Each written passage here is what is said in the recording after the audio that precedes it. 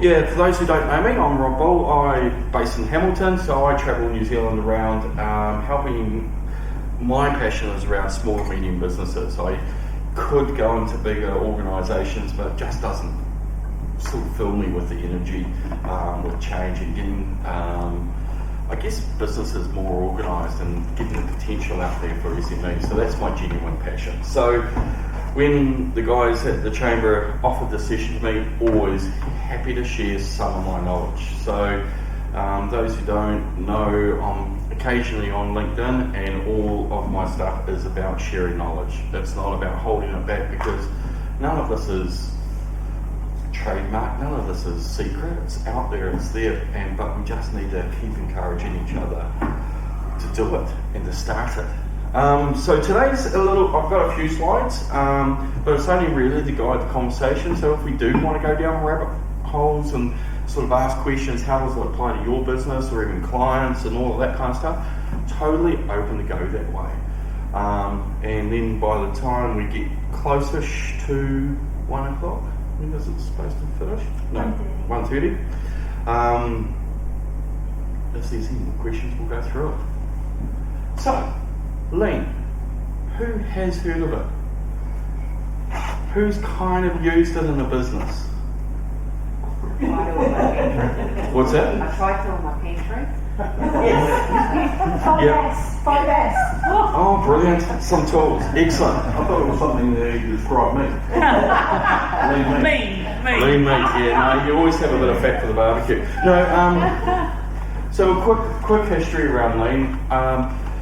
Depending on where you're coming from in terms of the history of Lean, but really the origins were from Toyota, post-war. They had to work out their production system in a way that solved their problems, right? So that's the first lesson. Don't replicate Toyota. There's a bunch of books out there, but don't copy and paste. Don't do what they do. They'll say, don't do what we do. Because it solved their problems around lack of customers. Post-World War II, they didn't have a lot of customers there. They didn't have a lot of warehouses. It was pretty level.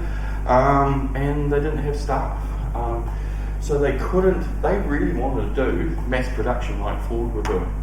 But they just couldn't afford it. They didn't have cash flow, all of those things. So they had to think outside the box and problem solve to create their solutions. And then it's really just grown from there, and there's a few key people. But what I really wanted to go through, first of all, is terminology. Because I've got a love-hate relationship around just the term Lean. If you do follow some of my stuff, I'll drop in business improvement, continuous improvement, all of that. Honestly, it doesn't matter. Whatever you call it, as long as you're trying as a business to improve what happened yesterday to today, that's the main goal around it. There's slight variations in all of this. Agile's come out, it's highly used in software development. They work in like weekly sprints around development and get better, and then learn from that and get better again.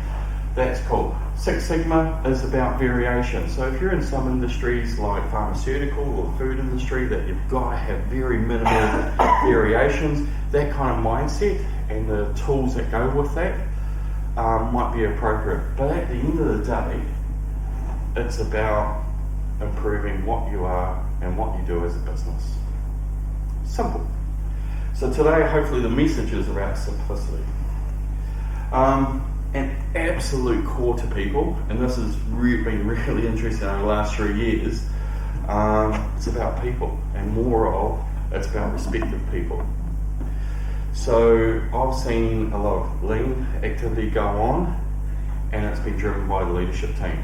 And the staff don't even know about it, they haven't been connected into it, they haven't been offered anything. There'll be the odd little thing that pops up like suggestion boxes in lunchrooms that they went, oh, this is going to be cool, we're going to get ideas, but no one's thought about feeding back and communicating and talking to staff. That's why it falls over, that's why. So if you don't include people and respect of people, it's not Lean, it's not continuous improvement, from my perspective anyway.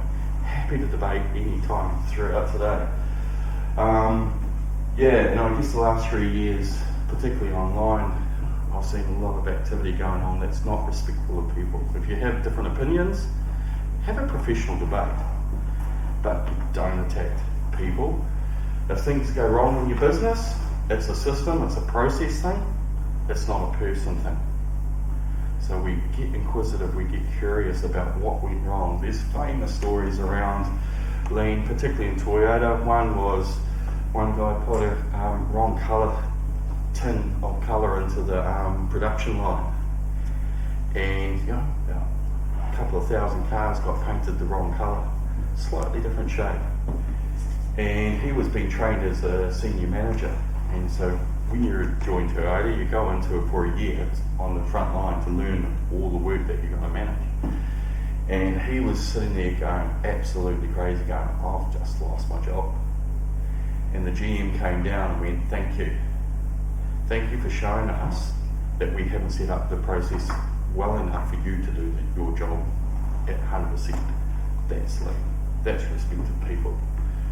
So really just want to start off there. I know it can get a little bit deep and heavy and meaningful and all that kind of stuff, but absolutely, if you're not engaging people, if you're not going out there as a leader, as a manager, as an organisation, to all your staff and including your staff, you're not making any progress, you're not maximising the potential in your business. So, because the experts in the business are your people. Okay. This is lean in 2 slides, really quickly. Lean is about looking at what is added value in your business and eliminating everything that doesn't add value or the client doesn't want to pay for. So, black screen, my pointer doesn't work. If these blocks are all activities, so that could be building something, could be writing out a report or doing an analysis or whatever your business is, it could be doing the end of year accounts. If these are all activities that adding value, the client doesn't pay for all the waiting, the going on, the rework, the decision making, the meetings. That's all what we call lean, non-value added work. So all lean is about is just absolutely can be specific, just eliminating all of those gaps, get it there, and then you've created a lot of time and space to do other work. So that's lean in 2 shifts. It's about eliminating that waste, right? So it's looking at all the activities that you do in a business and going, do we really need to do that, right? And this is why, yes, I learned lean in the healthcare industry. I practiced it, helping redesign general practice, GP clinics and other areas. So I've come from a non-traditional background, whereas a lot of it's come from manufacturing and that. I've had to re-engineer, mind the pun, but my head into manufacturing over the years. But in the essence, it's whatever your business is, you've got a system, you've got a process, and you take out the waste. Anything clients don't want to pay for, ask yourself, do we need to do that? Did that meeting need to happen, or could it have been an email? Did that report need to be 20 pages long, or 3 bullet points in an email, right? That's all that we're trying to do. Ask ourselves, what are we trying to do, and what's absolutely necessary? So when we come to waste, we've got a bit of an acronym. This is a busy slide, so apologies. But we've got downtime. DOWNTIME. So this is absolute. We're going to get you to do some thinking around this shortly. So when I look through a business, it could be in an office space, could be certainly in manufacturing, a service industry. I'll stand there and watch what's happening. And I'm watching with the lens of these. So it's defects. What's going wrong? Where are the rework? I might have to ask people what's going on. So what bugs you? What things are always wrong? Like I did this at Auckland University, and one of the enrolment teams were always accepting forms from the new student enrolment team, and they'll do that and they'll send it to finance. And they'll always rework the form because that one team will always do the same mistake. So they're always creating defects. Have you talked to them? No. How long's it been going on for? About 2 years. So spending a half a day getting together, reworking that problem, solving it for good, you're going to save yourself a truckload of time. So I'm looking at this. So that's waste, right? Defects rework. You've got the productivity factor of 3. Roughly know the productivity factor of 3. No. So if a task takes you $100 to do, and you make a mistake, it actually costs the company $300 because you've got the time that you did it, the time you have to redo it, and the time you could have done something else. So you've got at least a minimum factor of 3 around defects. So that's when I'm an organisation, I'm honing in there because there's always mistakes, human mistakes, system mistakes happening throughout the business.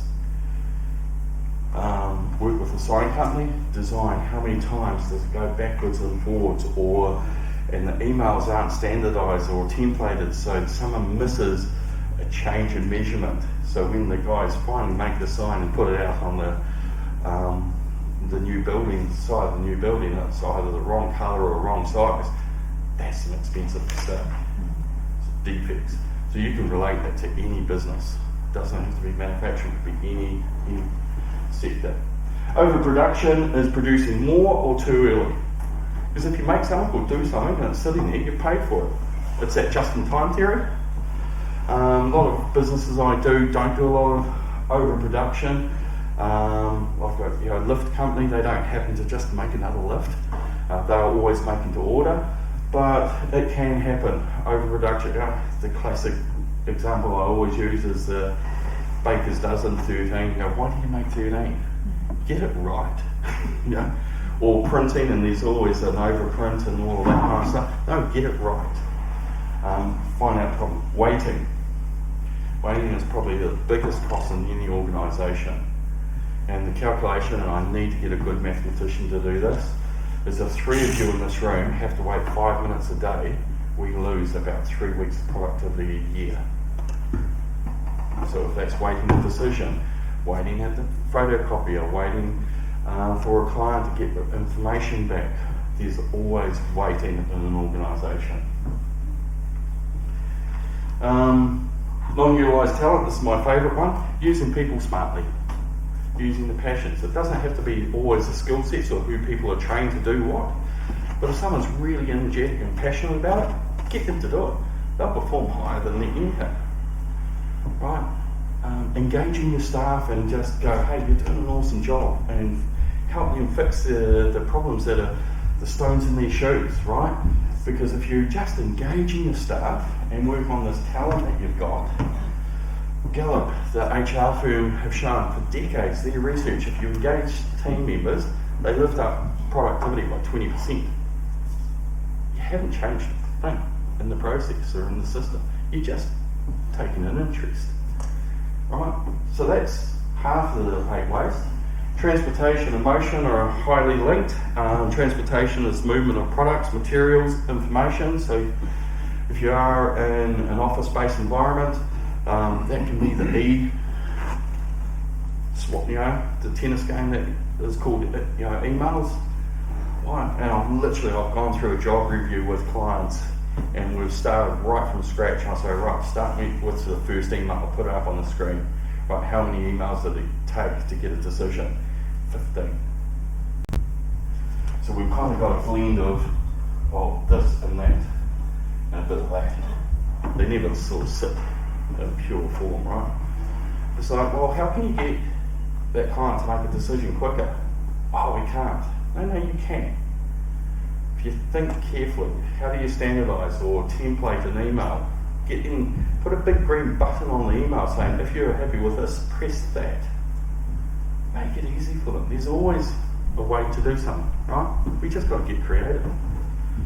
But transportation, I've seen bonkers stuff, particularly in workshops and engineering workshops. Guys literally walk 30 metres to get a drill and then walk 30 metres back, and you just look at it. Wow. That's 10, 15 minutes. These guys are paid $40 odd an hour. You do that 10 times a day. Why? drill and stick it over there. That's as simple as it needs to be, right? So there's transportation, movement. Motion is movement of people. Inventory, people waiting because there's no stock, the wrong stock, the stock's turned up and it's incorrect or whatever. Nothing like going to print that report and the photocopier's run out of paper. So have backup stock. That's all you need. And so when you use the backup stock, have an ordering system that triggers. Do it straight away. And extra processing. Doing things at a higher quality than what's absolutely paid for by the client. Easy examples in building, manufacturing and all of that kind of stuff. But this could be, again, the client could want a report and you send them a 5-page report and they're happy with a nice templated 3-bullet point email. All that extra writing is extra processing, higher quality or more than what's required. That's my life. That's when I walk around or I'm stopping and watching people. That's what I'm watching. And it's amazing when you slow down and you get team members and bosses and leaders just stop to watch. After about 10 minutes, all of this starts becoming really, really visible. Because just going back, that's all creating this. And that's Lean in a nutshell. Easy. We could stop here and go, done. Right? What happens with Lean and where it's got a bad rap and people get confused or they've started and they haven't carried on, it's because they've made it too complex. It doesn't need to be that. It's like, guys, what's one thing we can improve this week or this month around waiting? Could be even waiting for meetings to start. Have a fine system, right? Who's, put a dollar, gold coin into and have a little piggyback in every meeting room, and those who are after the meeting, they've got to put a coin in or something. Have some fun with it, but have some cause and effect. But how can we reduce waiting in a team across any business? So what do I want to do now? This is just an example. I have literally sat there and done the old workflow maps and watched people and drawn lines and all that, and then go to them and go, you realise over the last 15 minutes you've moved this much? And I went, oh my gosh. So how can we reset the environment so that less movement, it's just where they're in. I've seen guys walk around tables so many times, workbench table, we've moved it 30 degrees so we could just reach and do simple stuff. There's always a balance to this, certainly from an ergonomics point of view in an office, having the phone right there. You might want to put it over there just so people actually get a break and can do a walk, so there's always compromise, right? But that's it. That's what I do when I walk in, that's what I'm asking. We'll do a whole lot of stuff and we'll talk about tools a little bit later on, but it's just watching, observing, asking questions. So, this is why we're so not allowed to do a few activity in New Zealand. We work 17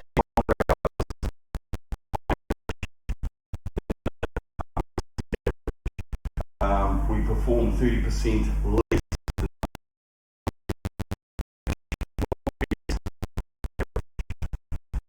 It's like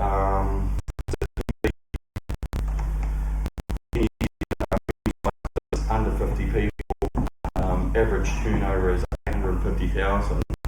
It's $250,000 of lost opportunity to a business. We can't afford, a couple of grand a month to help you for 6 months to help us get to that space. So when I work with clients, and it's just like if you just do some of this on a consistent, disciplined basis, you'll be at the top 5% of your sector in New Zealand. That easy. It's just that you've got to do it. But that's my why, that's what's driving it. You can take those numbers and put it relative to clients or business or whatever. But that's the impact that we can make. That hasn't happened in the last 3 years. 40-ish. We were fairly high in the OECD average. We just gradually got worse over. Right. What I want to do now, I'll go back a few slides, because I always want people to walk away with something that they can do. But just going around talking about the waste in your business, and I'm happy to walk around as you're talking or thinking about it. But what's one waste or two wastes or three wastes that you can think of right now that's in your business, in your processes, that you could potentially fix? So have a think about it, chat about it if you want. I'll give you guys 5 minutes. But going back to that, there'll be something in there, there'll be at least two things that you can think of straight away that you can start making improvements around reducing that waste. Right, have a chat amongst yourselves, and I'm happy to walk around, but yeah, just start thinking, what's one or two things you can do?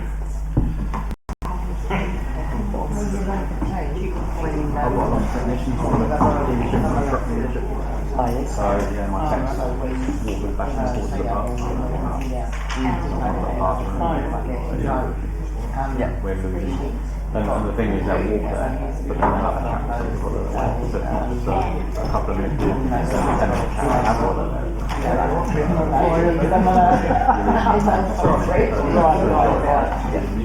Heads up, Yeah, these are wastes. We've got what? We've got 20 seconds.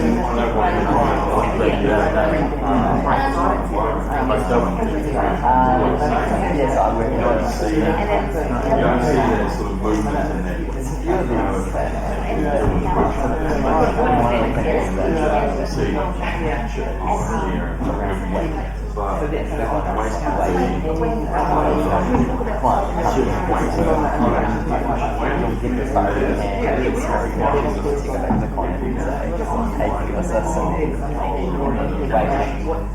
Sometimes you don't hear from them, so you follow up.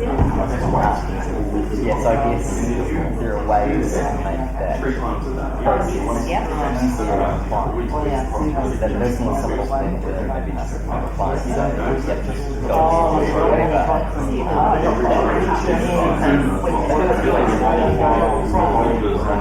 that's probably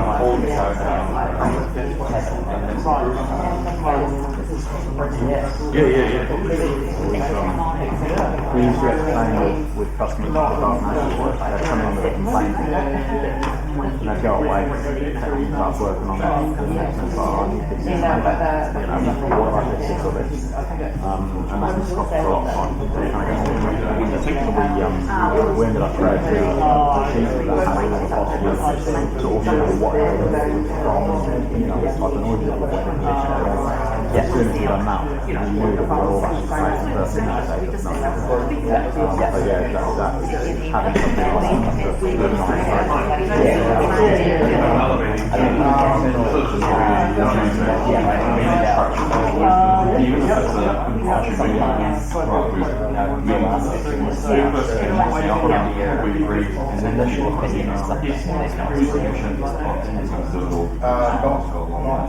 that's really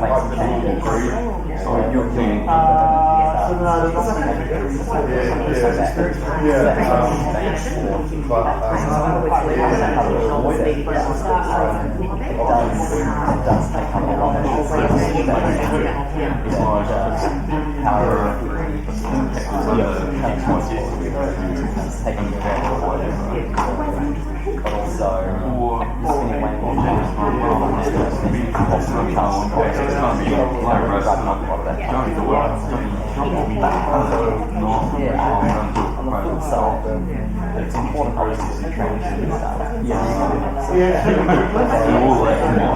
You're always going to get some. Same with us, you're always going to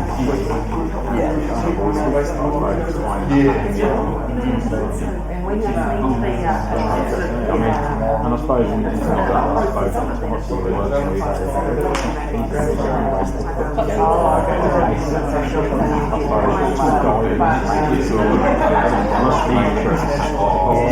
because that might be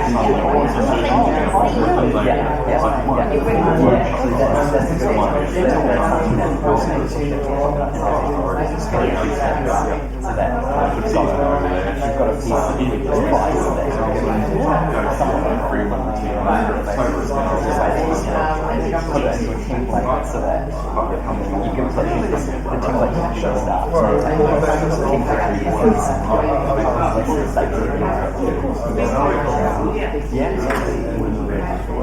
That's the thing, the more you look at it, the more you find Okay, just bringing it in before I lose the room completely. It's always good not to be the only one speaking. Okay. Who's going to be brave enough to share an improvement on a waste that you're thinking about? Because you know there's some feedback. That's the way we go. Duplication. Huh? Duplication. Duplication. And what? Give us a real example. We've got multiple systems in play. Mm. They have different functionality to those systems, but you are having to record the same but different data, rules, because it Like account has a different reporting requirement for a different person. Brilliant. So what tends to happen over time, and so I'm picturing sort of like the growth of Everest and all that, and we're not going to sort of throw you, Singer and Co under the bus, but but she's not here, so we can. But you can see it when it was a smaller team, and I've been involved in smaller teams, like I was involved in Endeavour School when it first opened. And when it was small, everyone were able to quickly make decisions. But as soon as it gets bigger, we'll get a system in to fix that. And then 20 years as we go, all of a sudden you've got this whole spider's web of systems. And no one's actually going, let's do a stock take, let's actually clear out and redesign it. Because it was similar to an example I was talking to Glenn, is a lot of ways, particularly in an office space, is a filing system that's on your computer, and everyone has a different standard, and no one can find that folder or that information or that document, even if you Google it. That's the opportunity here. And even if you do use the search bar, it doesn't guarantee you've got the latest updated one. And going back to my sign company, one guy did the search bar, grabbed that template, and he didn't realise that someone in their emails had the new template. Right, systems are a classic one. Team meetings, I'll use guys at the chamber, having meetings that don't have an agreed outcome. We talk about talking. I grew up in DHBs. If you want to have meetings about meetings, I can give you some stories, some classical ones, right? Let's have a strategy to create the strategy. It literally happened. But yeah, so even if you have an agreed standard, it could be an A5 template, right? This is an impromptu half an hour meeting. The purpose is, and the outcomes are written down. Now, if you want to have a quick half an hour meeting and you're not organised to create that, don't accept the meeting. Push back and go, you're not prepared for it, we'll do it when you're prepared. It's all about setting standards. Well, what's the purpose of the meeting? Yep. So if someone can't go in an email, the purpose of this meeting at 2 o'clock is going to be this, we're going to discuss this, here's some information. If they can't provide that, so in Lean, continuous improvement, there's a bit of a saying of you don't accept errors and you don't pass on errors. And so in manufacturing, that's easy. If you make a cock up, you don't cover it up and just pass it on and hope no one notices. But in the office or in a virtual environment as well, it might be the errors are you're not organised for that meeting, so you're not going to call in 6 of us to have that discussion until we're ready. I don't care if it's pushed out back another day. Not my problem. So it's all about putting standards and systems and processes. And when I go system, that's what I mean, right? But yeah, classic building on. So we've got to plug that hole. Get some house, get it cleared out, do a stock take. Don't worry, what we're talking about, saying no, because we spoke about this. That's right. That's right. I know somebody can help it. Not me. I don't touch IT systems with it, but any other examples? Yeah, so I help architects, and quite often extra processing where they have a agreed level of service, but the team basically goes for Rolls Royce versus the Beamer accordingly, so not matching that. Other ones probably not utilising talent. When I went to school, you're supposed to be good at everything, but it's okay to your fun skill matrix and go towards your heart and your logic and shift it around with the bus and get the right people in the right place. Yep. Last one, transportation. is the amount of time it takes an intelligent architect or professional service person to find information. Yep. It's this, and they're not leveraging off their talent to do that quicker and effective. So Yep. the three main ones. Yeah, cool. And just touching on that talent, we were talking, again, another one that we sort of touched on, is have delegated authorities. You know, a lot of small businesses don't do that. You know, might have a discussion, it might take a long time to set up, but that time's going to invest, you know, back into future time saved. Is if the risk of that decision is minimal and low impact, everyone's got authority. You know, if it's under $200, go out and get it. If it's between 2 and 1,000, talk to your team leader. If it's over 1,000, CapEx process kicks in or something. But just let your team members. I went up to a factory up in Auckland once. I got up there, 7 o'clock toolbox meeting. It was Monday morning. And the guys went, oh, the boss did the toolbox meeting, and she went, any problems? And they went, oh yeah, the safety guard on this drill is broken, we need a new one. She goes, how long has it been going? Oh, we haven't been able to use it since Wednesday. She went, okay, we'll get it sorted. And afterwards she went, they could have just gone down the road and bought one, and now they haven't been able to use it for 3 days. So it's about engage, it goes back to that engagement.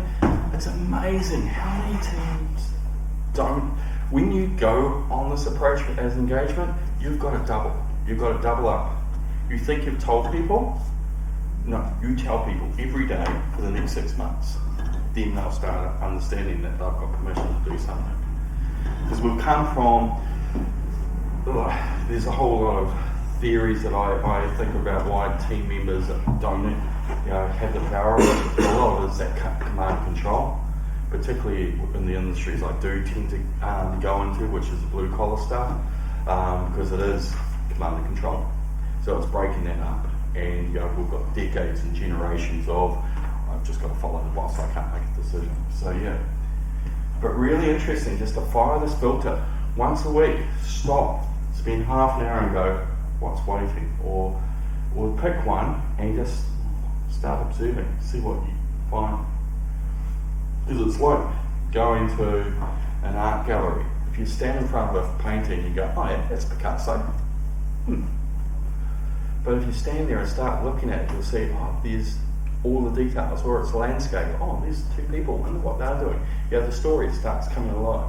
So if you actually stop and start watching what's going on, it might be 10, 15 minutes, you start seeing a whole lot of things rather than just bouncing through the workplace. Any questions, thoughts? Is this useful? Is this what you come to? You're really good. Yeah, okay. Never quite sure. What about push versus pull? Push versus pull. So push versus pull theory is most businesses, manufacturing, any other business, is when you get the job done, you push it down the line to the next person. So in the pull theory is when I've done something, I'll move it and put it over there. My empty desk is a signal for that person to go, okay, he's ready for that job, and you give the information. You don't stack up a whole lot of folders or informational jobs or tasks, so you don't go, ugh, because then you're scrambling. What you want to do is get an even flow of work. So that's what we call balancing the line. Classic video of this is that batch versus single piece flow, and a really good video is watching people at an airport, a whole lot of group of people at the bottom of an elevator waiting for the lift, and whereas right next door is an escalator and people are just going up smoothly, and then suddenly the lift comes down and a whole lot of people and then go up, but you can only go up with a certain amount of people, whereas twice as many people have just gone up the escalator. I'll ask you for that link. So push and pull, yeah. So you're pulling. Like I had a guy, Matter workshop engineering, and he had a workbench, a bit of a U-shaped work environment. It was pretty cool. He taped out 1 square, or 2 squares. That was his inbox. When he picked that up, stores could see the empty, and they'll put the next job there. He'll do that, and he'll put it there. That was the signal for them to pull it away. So that's your push-pull. That's your pull. Ultimate is pull. A lot of people push. And it just creates bottlenecks and that don't need to happen. Cool, thank you. But yeah, we can go on, everything we can go on for hours on each of these topics. This is, I was saying to Liam before, this is going to be just a judgment of how much do we skim through to give you just enough to do that. Right, I'm about to launch, well, I have launched an online Lean leadership program. It's going to be 6 weeks online for 2 hours for each week. We're going to get to a workshop. The role of leadership around Lean, because in my experience of doing this for a few years now, is it's make or break on the role of the leader. Team members, if you give them a chance of improving the business, they're hungry for it. They're waiting for it. They're getting pissed off. They're getting annoyed because there's so many problems. They're like, oh, why are we never fixing that problem? So lean leadership is absolutely pivotal. And it's about engaging the team, giving them authority, giving them the skills, giving them permission to go, you can stop any time in the week for an hour and fix your problems. Go into continuous improvement mode, go into improvement, go away, redesign that form, or clean up your area so it's organised and it flows better. Whatever it is, you've got permission. So the role of the leader is to really empower your team. But you need to do it on a regular basis. It's not a one-off. This is change management. You've got to communicate it for about 2 months before you even start, then follow through, then do it, and then keep doing it. One of the best change management examples I could think through, and I'm not going to touch the politics of it, but the best change management was start of COVID. We had Ashley, Prime Minister, saying the same message, this is our game plan, I'm not going to go on the decisions around it, but that was perfect change management because they had the same message and they got 5 million people doing it. That's what you need to do as a leader. You need to get your organisational fitness up to do this continuous improvement. Otherwise, the good example I have is have the gym membership and never use it. You've actually got to put in the work. And so I spend a lot of my time when I'm with organisations and clients around just grabbing the manager, the owner, whoever is the program, and just walking around with them. I did this in New Plymouth a couple of days ago. I went, right, let's go. Let's stand there and watch. Now you've got to do this 3 times a week for at least half an hour each time. You've got to do that every week. Now it might change slightly, but in Lean that's called leader standard work. What's your standard as a leader? Half your time, benchmark half your time has got to be going out there and encouraging continuous improvement. If you're not doing that, it's not going to work. Right? It might be following up. Hey, this is where suggestion boxes fail, right? People put a whole lot of suggestions in, don't get anything back, don't hear anything. So it might be, Phil, you've got a suggestion in there, picked it out, it's interesting, we're going to chat about it at the management meeting next week, and I'll give you the result of what we're going to do. That's what you need to do. 48 hours, if that's done, Phil's gone, oh, it's in the system, they're going to talk about it next week, I know when that management team meeting is going to happen, so I'm going to sit there and wait. And it might be next week, I'll come on, Phil, that was a really good idea, everyone's excited, we're going to put it into CapEx in the 3rd quarter. Cool. So it's not one of these ideas that's suddenly gone nowhere, and he's gone, giving me the 2 fingers, and going, oh, I gave you some ideas, but you've done jack about it. If it had some value, let's go. Chancellor Phil, whatever. Yeah. Chancellor Phil coming back with 3 more, but exponentially higher. Yeah. Then you're creating organisational fitness. When I go organisational fitness, they're getting into the habit of doing this stuff. They're getting into the habit of not just catching and fighting fires and firefighting and all of that kind of stuff. They're getting into the habit of stopping and doing some of this work. It's easier once you've done it a few times. It's easier to go, right, I'm just parking my job and I'm going to work on this improvement. It could be whatever the improvement is. Let them fix the stuff that bugs them first. That's the easy ones, right? So you've got to be the personal coach for your team. If you're not prepared to do that, and that's what my online courses is getting team leaders, managers, owners, whatever, ready to be in this space, to be the personal coach, to be the personal trainer. Because if you're not investing that time, you're going to waste money, time. And if you try it again 2 years later, the chances of it, you have to double up your efforts, because everyone's going, another shiny magpie moment in life, right? We've all been there. We've all seen it. Try it. Even if you start really slow with one team, get momentum, then expand. Get momentum, expand, ripple it out. Don't try and do the whole team, the organisation.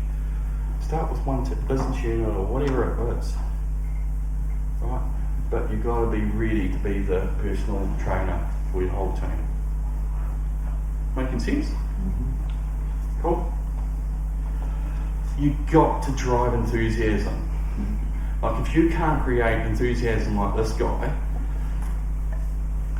you're going to find one or two people. This is bell curve stuff, right? There's going to be the people that sit right back and go, nah, not going to work. Cool. Don't worry about them. Good, great. Tells you that. Forget about them. Don't worry about the masses in the middle. Get the Steves in your team. There's always one or two. And get them excited. Get as excited as they are. Get some of those quick wins going. Then find the next one. They become your advocates. It's ripple out, They encourage other people. I started with a new team. They've got two workshops, one in TA and one in Oklahoma. And in Oklahoma, it's going to be a tough week, but I've got one Steve. What's the female name of Steve? Steph. Because she's like, oh my gosh, and I popped in as I was going to New Plymouth going, what did you think about the workshop last week? She's like, I can't wait to get started. I'm going, right, I just need one or two more just to tap chance like atoms and positivity, and you go for it. But if you can't launch, and go back to your role of leader, if you can't launch that kind of energy, there is always going to be one. Do it. And just hold on. I've had teams I've turned up and I've had a plan for this, half a day to do some stuff, and they've gone, we've done this and this and this, and I'm going, okay, I'm just holding on. Because I'm playing the advocate, playing the cheerleader, whatever. But that's what you've got to create as a lean leader. Thoughts, comments? If you can think of a better guy, my partner just loves him. He's just epitome of energy and passion. And that's what you've got to drive. You've got to find that. Could be your subcontractors, whatever. If they're not buying into it, then you're going to get a whole lot of ideas. There's a massive amount of different ways of prioritising all of this. This is just one tool that I use. Eisenhower matrix, this is a slight variation on it. But the just do it says, Steve wants to improve a form, just do it. Tell me how it's going rather than ask for permission. If it doesn't work, cool, you've learned something, let's do it again. Major projects, don't take photos, I'll send it to you.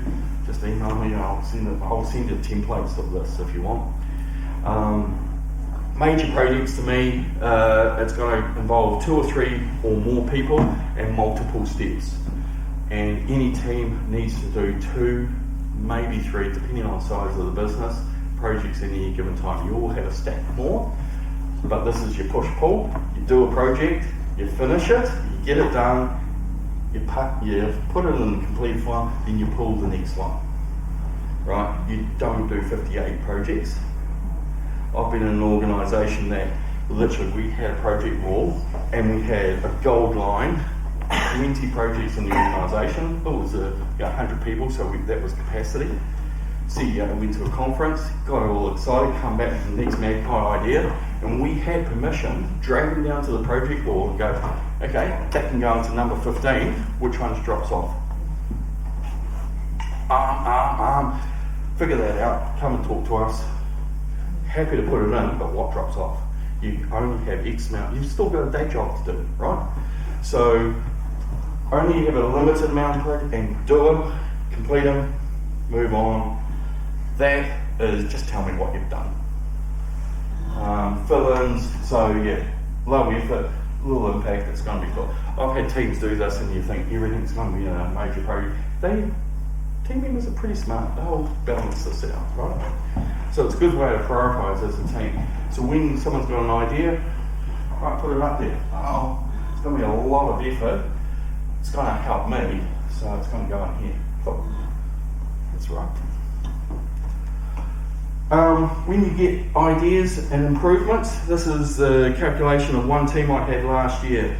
There was a design team and it was a calculation or a spreadsheet or something, and they did this task probably about 20-30 times a day, and they automated it.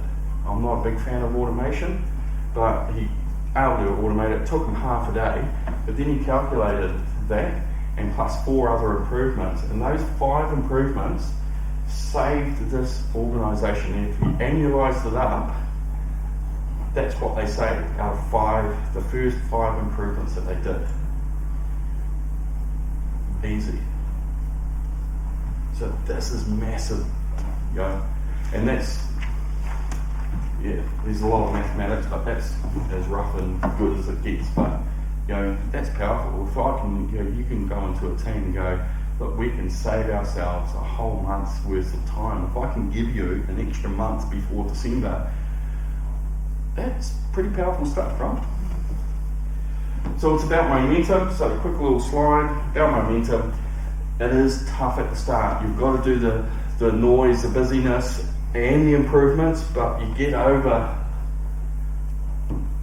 that hump, and it does become easier. It goes back to that fitness stuff. It's bloody hard going to the gym if you haven't been for a few years. You find muscles that you haven't found since you've been 17. Steve, you're not that old, you don't have an excuse, right? But once you get going, heaven forbid, you might even start enjoying it. That's what, and driving that, going back to Steve, going back to lean leadership, it's all about driving and building that momentum. So sometimes the ideas that come in and they might be the just do it's or a project, they might not be the things that you think are the best, but if the team and them behind it, you're driving passion, let them do it. This is what lean is about, continuous improvement, just driving that, right? Measure what you want to improve. I always use a mix between lead measures and lag measures. So quickly, if you haven't familiar with those, lag measures are things of outcomes. Customer satisfaction or your P&L is a perfect lag measure. But if you measure the process, the quality processes in between, so your lead measures, so it might be how long you respond to the initial inquiry or the lead time between ordering and dispatch. That's a lead measure. Because if you get that well, your lag measures, aka customer satisfaction, they kind of build it and that happens. Right? How many times, or errors, I always count the amount of errors or rework in a job and get that down to 0. Right, we're averaging 15 per month. Let's get that down to 10 next month. Let's get that down to 5 next month. But what are the improvements to drive that? So if you measure what you want to improve and investigate the difference, lead and lag measures, really powerful. Focus on lead measures because the rest of it will come. That's when we and accountants don't always see eye to eye. Where to start? Could start with true north. What's our vision? What does excellence look like? What's the ultimate customer experience look like? All of those questions. That's where I use Lego Serious Play, getting teams to create that vision and that goal. Fix what bugs you. Classic statement from a lean guru up in the States. Just let teams, right, we've got half an hour a day or 2 hours a week if you want to block it out, and that's cool. Fix what bugs you, right? Or what's your biggest fire? What's the biggest bugbear of customers? What's keeping you on the phone and you're trying to put out those fires? Fix that stuff. Then that bike gives you tons of time. But what we condition with is we become champions of firefighters and we kind of reward people for that. It's an absurd behaviour. We reward people solving problems that shouldn't occur. Whereas if people quietly go off and improve it, you shouldn't have any fights. Tools. There are a bunch of tools, but I've purposely today not talked about anything. 5 Whys, we talked about 5S, which is a housekeeping on steroids if you really want to get into it. Problem solving, visual management, having it organised so everyone knows where everything is. Process mapping, I've spent probably a good 8 hours this week mapping out processes with teams so we can see what every step. That's amazing when you go through that process. People don't appreciate what processes are involved, or if they're down involved in this end of the process and we're mapping it and they go, no wonder that team's busy. I appreciate that now. What people are doing that impacts on that further down the line. Absolutely. So there's a whole lot of stuff. Root cause analysis, the fishbone problem solving, there's a bunch of tools, but they're only a way to get to those improvements and getting rid of that waste. They're tools. I've seen a lot of people apply this and thinking they're lean, whereas they haven't adapted the culture, the behaviours, the thinking and the leadership. Right? That's why I'm spending 2.5 minutes on this and 40 minutes on the rest of it. That's it. Right? Lean, for me, and particularly really current in that, if we can organise a business so it's working calmly, F1 workshop, the pit stops, I use videos of Formula 1 pit stop, from chaos to calm. My lean Lego workshop that I run takes teams through that. It's funny as heck after you've done it hundreds of times for your teams, it's impossible, and then they're doing it so quiet and calm. When we're solving all the firefighting, the problems and the stuff that keep us up and piss us off and make us argue amongst team members, if we can get rid of that, it's a wellness program. It's health and safety. It's about being better people, right? That's what it's about. That's it. Any questions? 2.5 minutes. Well done, Vic.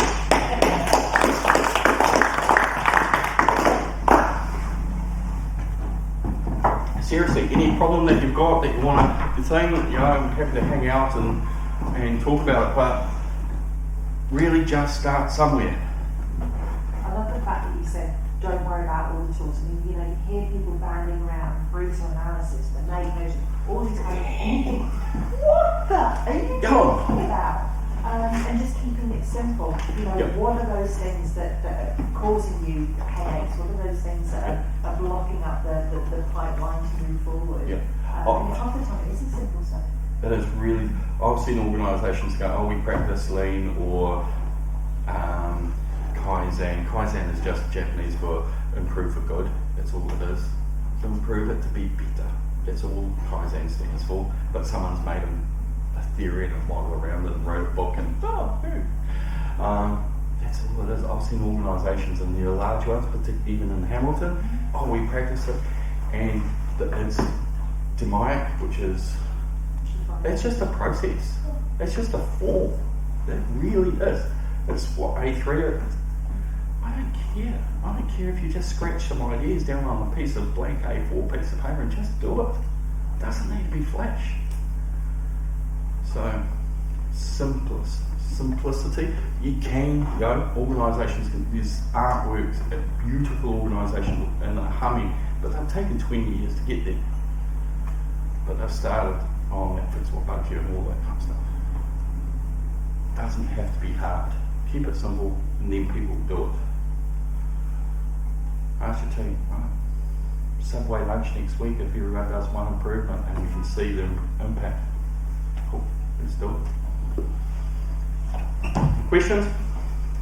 42 is the answer. Boom. You're too young, see. You gotta watch a movie, eh? You gotta watch a movie. No, seriously though, has that helped? Is there anyone taking something away, thinking around how you could apply it with clients or businesses? You don't have, smallest clients I've ever had is a one-person business.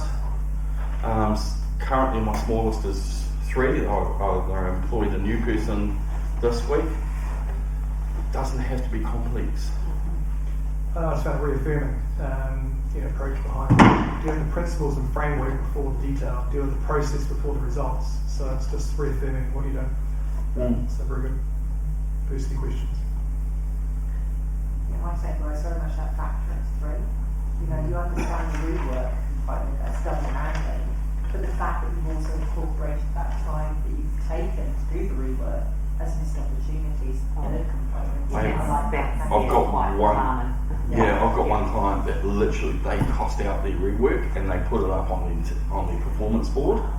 They're a CNC company up in Auckland, and my goodness, that number is eye-watering. Yeah. But it moves the fact that they've just had this big block of aluminium or titanium that they do some insanely cool stuff, and I get luxury of seeing some insanely cool stuff around New Zealand. And the block of titanium, guys just there was a mistake. Start again. And that was $5,000 worth of steel dirt. So then they'll go, right, that was $5,250. So on the board is like $17,000 worth of rework. Boom. And the guys then go, whoops. No wonder they're not buying us a new toy. It's that simple. If you get that, if you stop doing that, we'll buy you that next bit of kit. Or we'll give you a holiday. Is there a lot, therefore, in that visual awareness of the team, the employees of this, but how you do that? I do it for the design company percentageization of their project time versus overall time paid. But I start with the overall team versus individual, so they get aware of it. Then there's a shift in culture, and then it can end up being individual, but not individual first. Always break it down into a process. So it might be, and like for measurement, so I love analog boards, team boards, performance boards. I don't like. I know some colleagues over in Australia. They've got some magnificent continuous improvement software, and it's touch screens, and they go there. And that's cool if you can afford it and you're a big enough company. But whiteboards, and you can put your jobs on there, and the biggest measure is planned versus actual. So if you've got a job and you're architects and you plan to do it 20 hours and it's actually taking you 25,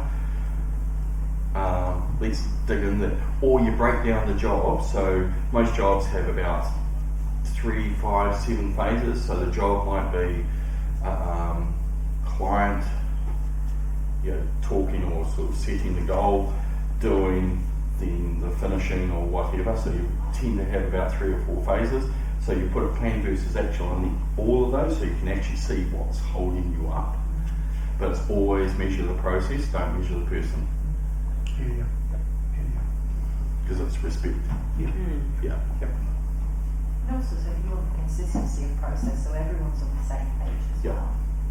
So working with a construction company, lean in construction is not a big thing in New Zealand. I know some big companies believe that they do it, but I don't believe that they do it.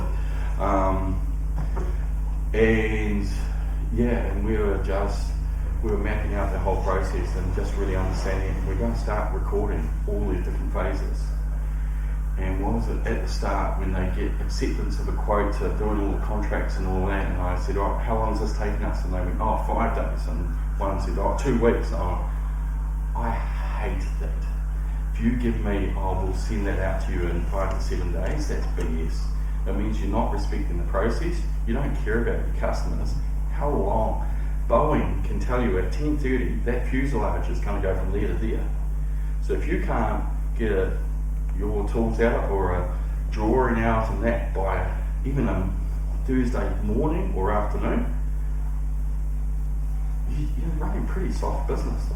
Especially when someone else is. So when people have that flippant, I hate we'll get it out, we'll have a decision back in 5 to 7 days. It takes you half an hour. Get it back to me this afternoon, would be cool. There's a famous and CIO insurance company, I know I'm going to have time, but insurance company, and they went from 3-day turnaround for decisions of, you put your insurance sort of to get cover, and we'll give you a decision in 3 to 5 days. They said, well, they took them 2 years of getting it to same hour decision. And what they did is they brainstormed all the reasons why they can't do it, and it took them 2 years to take off every post-it note of all the cards. First one, people go to lunch at the same time. Okay, let's stick at lunch times. Cool, one off. Can't do that. That's continuous improvement. It's taking away the lid. It's thinking differently. So I call that kind of stuff out and just call it BS all the time. Cool. Okay, thanks guys. I'll get back. Thanks, Rob. Thanks.